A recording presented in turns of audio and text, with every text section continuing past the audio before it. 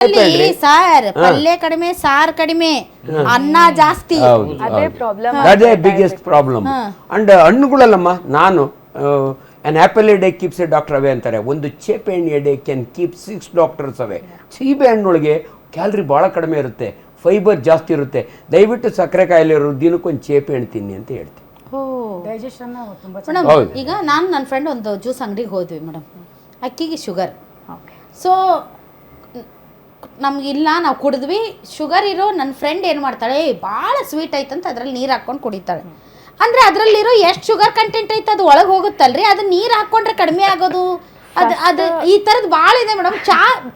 ಚಾ ಹೊರಗಡೆ ಹೋಗಿ ಎಲ್ಲಾದ್ರೂ ಹೋಟೆಲ್ಗೆ ಕುಡಿತೀವಲ್ಲ, ಅದಕ್ಕೆ ಭಾಳ ಶುಗರ್ ಇದ್ದರೆ, ಅಂದರೆ ಭಾಳ ಸಿಹಿ ಇದ್ದರೆ ಅದಕ್ಕೆ ಮತ್ತೆ ನೀರು ಹಾಕ್ಕೊಳ್ಳೋದು.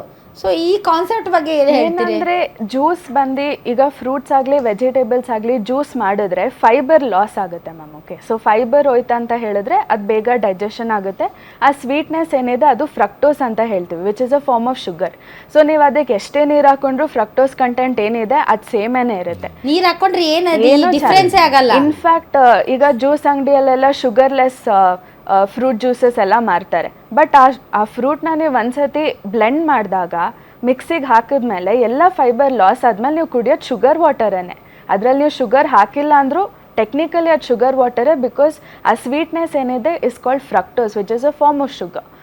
So it's of no use. ನನ್ನ ಪ್ರಕಾರ ನಮಗೆ ದೇವರು ಹಲ್ಲು ಕೊಟ್ಟಿದ್ದಾರೆ, ಡೈಜೆಷನ್ ಸಿಸ್ಟಮ್ ಚೆನ್ನಾಗಾಗ್ತಾ ಇದೆ ಅಂದರೆ ಪೂರಾ ಹೋಲ್ ಫ್ರೂಟ್ಸೇ ತೊಗೊಳ್ಳಿ, ಹೋಲ್ ವೆಜಿಟೇಬಲ್ಸೇ ತೊಗೊಳ್ಳಿ, rather than going for fruit juices ಅಥವಾ ವೆಜಿಟೇಬಲ್ಸ್. ಈವನ್ ವೆಜಿಟೇಬಲ್ ಜ್ಯೂಸಸ್ ಕೂಡ ನಾ ಸಜೆಸ್ಟ್ ಮಾಡಲ್ಲ. ಮೇಡಮ್ ರಾಂಗ್ ಕಾನ್ಸೆಪ್ಟ್ ಅಮ್ಮ, ಕುಂಬಳಕಾಯಿ ಜ್ಯೂಸ್ ಕುಡಿಯೋದು. ಅನ್ಫಾರ್ಚುನೇಟ್ಲಿ ಜ್ಯೂಸ್ಗಳಲ್ಲಿ ಫೈಬರ್ ಇರಲ್ಲ. Very very important fibre. ಹಾಗಲಕಾಯಿ ಜ್ಯೂಸು, ಗರಿಕೆ ಹುಲ್ ಜ್ಯೂಸ್ ಕುಡಿತಾರೆ. ಹ್ಞೂ ಸರ್, ಹೇಳಿ ಪಾರ್ಕ್ ಹತ್ರ ಹೋದ್ರೆ ವಾಕಿಂಗ್ ಮಾಡ್ಬಿಟ್ಟು ಗರಿಕೆ ಹುಲ್ ಜ್ಯೂಸ್. ಹೌದು ಇಲ್ವಾ ಸರ್? ಏನೇನೋಪ್ಪ ಎಲ್ಲ ಉಲ್ಟಾ ಹೇಳ್ತೀರಾ ನೀವು. ಗರ್ಕೆನೆ ತಿನ್ಬೇಕು, ನಾವೇ ಅವಾಗ ಫೈಬರ್. ಹುಲ್ಲು ತಿನ್ಬೇಕು. ಓಕೆ, ಅಂದ್ರೆ ಜ್ಯೂಸ್ ಮಾಡಿ ಕುಡಿಯೋದ್ರಿಂದ ಅದರಲ್ಲಿರೋ ಫೈಬರ್ ಕಂಟೆಂಟ್ ಎಲ್ಲ ಹೋಗ್ಬಿಡುತ್ತೆ.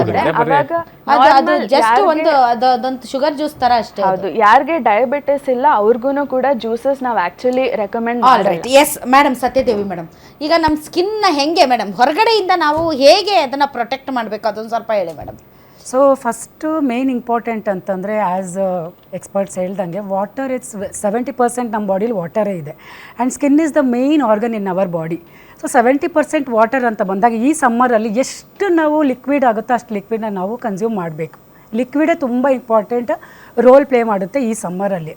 ಸೊ ಲಿಕ್ವಿಡ್ ತೊಗೊಂಡಾದ್ಮೇಲೆ ಏನಾಗುತ್ತೆ, ನಾವು ಮೇನ್ ಥಿಂಗ್ ಸ್ಕಿನ್ನನ್ನು ಹೇಗೆ ಮೇಂಟೈನ್ ಮಾಡ್ಕೊಳ್ಳೋದು, ಹೇಗೆ ನೋಡ್ಕೊಳ್ಳೋದು, ಅದು ವೆರಿ ಇಂಪಾರ್ಟೆಂಟ್. ಇಲ್ಲಿಂದ ಇಲ್ಲಿ ಹೆಂಗೆ ಒಟ್ಟು ಇದು ಚಲೋ ಇರಬೇಕು ನಮ್ಮ ಹೆಣ್ಮಕ್ಳು. ಸೊ ಇದು ಟ್ಯಾನ್ ಆಗೋದೇ ಇಲ್ಲ ಆ್ಯಕ್ಚುಲಿ, ನಾವೆಲ್ಲ ಬಟ್ಟೆಯಿಂದ ಕವರ್ ಮಾಡಿರೋದ್ರಿಂದ ಅದು ಟ್ಯಾನ್ ಆಗೋದೇ ಇಲ್ಲ. ಸೊ ಫೇಸ್ ಅಂತ ಬಂದಾಗ ಏನಾಗುತ್ತೆ, ವೆರಿ ಇಂಪಾರ್ಟೆಂಟು ಸನ್ಸ್ಕ್ರೀನ್ ನೀವು ಹಾಕಲೇಬೇಕು. ಆ್ಯಕ್ಚುಲಿ ಇವತ್ತಿನ ಡೇಟ್ಗೆ ಇವತ್ತು ಏನು ನಿಮಗೆ ಸಮ್ಮರ್ ಇಷ್ಟು ಹೀಟ್ ಇದೆ, ಮನೆಯಲ್ಲೂ ಕೂಡ ನೀವು ಸನ್ಸ್ಕ್ರೀನ್ ಹಾಕ್ಕೊಂಡು ಇರಬೇಕು. ಯಾಕಂದರೆ ಹ್ಯೂಮಿಡಿಂದನೂ ನಿಮಗೆ ಟ್ಯಾನ್ ಆಗುತ್ತೆ. ಹೌದು, ಮನೆಯಲ್ಲಿ ಅಂತ ಬಂದಾಗ ಅಟ್ಲೀಸ್ಟ್ ನೀವು SPF 20 ಆದರೂ ಮಿನಿಮಮ್ ನೀವು ಹಾಕೋಬೋದು. ಇವತ್ತು ಆ್ಯಕ್ಚುಲಿ ನೀವು ಹೊರಗಡೆ ಹೋದರೆ ಸಮುದ್ರದ ಹತ್ರ ನಾವು ಹೋದರೆ ಎಷ್ಟು ಹೀಟ್ ನಮಗೆ ಕೊಡ್ತಾ ಇದೆ, ಅಷ್ಟು ಹೀಟ್ ಇವತ್ತು ಹೊರಗಡೆ ನಮಗಿದೆ.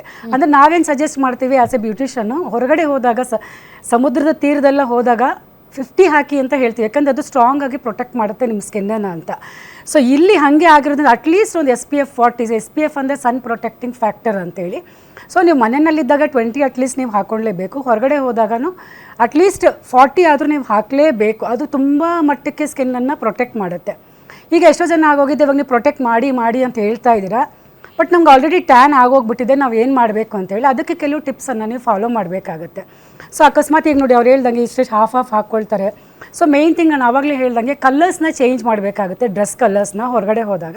ಪ್ಲಸ್ ಅದಾದಮೇಲೆ ಏನಾಗುತ್ತೆ, ನಿಮಗೆ ಈ ಕಲರ್ಸ್ ಚೇಂಜಿಂಗ್ ಅಂತ ಬಂದಾದಮೇಲೂ ನಿಮಗೆ ಈ ಫುಡ್ಡಲ್ಲೂ ನೀವು ತುಂಬ ಕಂಟ್ರೋಲು, ಪ್ಯಾಕ್ಸಲ್ಲೂ ಕಂಟ್ರೋಲು, ಎಲ್ಲನೂ ನೀವು ಮಾಡಬೇಕಾಗತ್ತೆ. ಸೊ ಪ್ಯಾಕ್ಸ್ ಅಂತ ಬಂದಾಗ ಸಪೋಸ್ ಟ್ಯಾನಿಂಗ್ ಆಗೋಗ್ಬಿಟ್ಟಿದೆ, ಅದಕ್ಕೇನು ಮಾಡಬೇಕಂತಂದರೆ ಈ ಟೊಮೆಟೋನಲ್ಲಿ ನೀವು ಮೇಲ್ಗಡೆ ಶುಗರ್ ಹಾಕ್ಕೋಬೇಕಾಗತ್ತೆ. ಸೊ ಶುಗರ್ ಹಾಕ್ಕೊಂಡು ನಿಮ್ಗೆ ಎಲ್ಲಿ ಟ್ಯಾನಿಂಗ್ ಆಗಿದೆ ಆ ಪಾರ್ಟನ್ನು ನೀವು ರಬ್ ಮಾಡ್ತಾ ಬಂದರೆ, ಯಾಕಂದರೆ ಸ್ಕಿನ್ನು ಅಷ್ಟು ಬೇಗ ಅಕ್ಸೆಪ್ಟ್ ಮಾಡಲ್ಲ.